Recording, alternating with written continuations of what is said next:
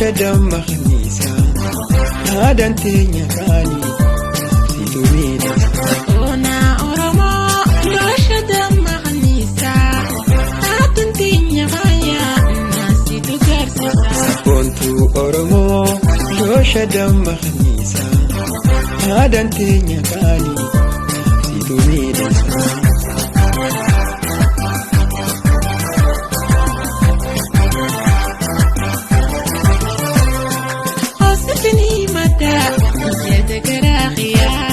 Honatihi madu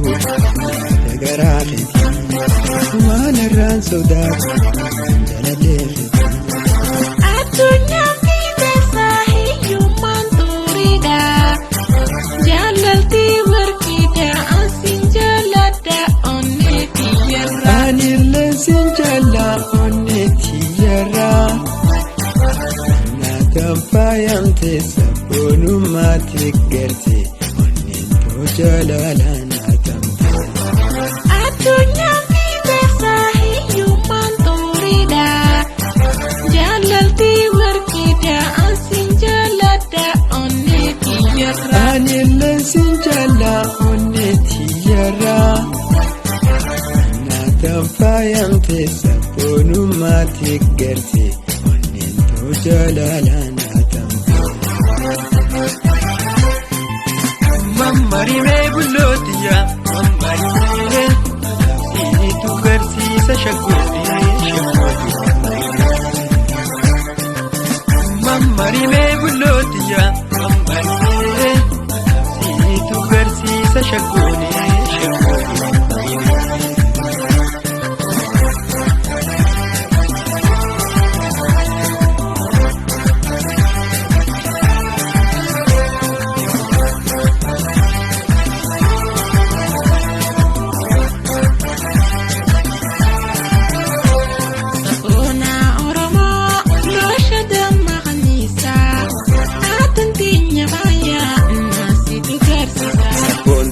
Oromo lo shadam makhnisa adan tenya kani situmina Ona Oromo lo shadam makhnisa adan tenya kaya nasitu garsisa Pontu Oromo lo shadam makhnisa adan tenya kani situmina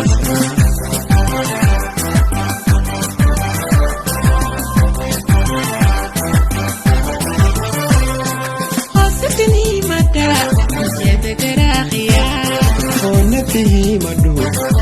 dagarati mana ran saudar dalaleti Atunya kita sahiyu manturida Jalalti berkida asin jalada oneti yara anil sinjala oneti yara na tampayam te sabunu mati gerti jalalana tamta Atunya kita sahiyu manturida Jalalti berkida asin jalada oneti yara anil sinjala oneti yara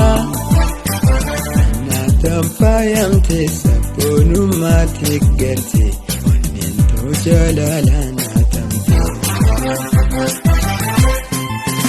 Mamari me bulotiya mamari me ini tu bersisa syakudi